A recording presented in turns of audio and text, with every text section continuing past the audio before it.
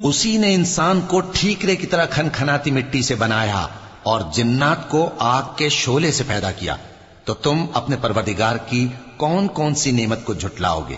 وہی دونوں مشرقوں اور دونوں مغربوں کا مالک ہے، تو تم اپنے پروردگار کی کون کون سی نعمت کو جھٹلاؤ گے؟ اسی نے دو دریا رواں کیے جو آپس میں ملتے ہیں، مگر دونوں میں ایک آڑ ہے کہ اس سے تجاوز نہیں کر سکتے، تو تم اپنے پروردگار کی کون کون سی نعمت کو جھٹلاؤ گے؟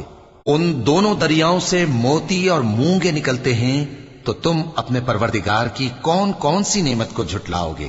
اور جہاز بھی اسی کے ہیں جو سمندر میں پہاڑوں کی طرح اونچے کھڑے ہوتے ہیں، تو تم اپنے پروردگار کی کون کون سی نعمت کو جھٹلاؤ گے؟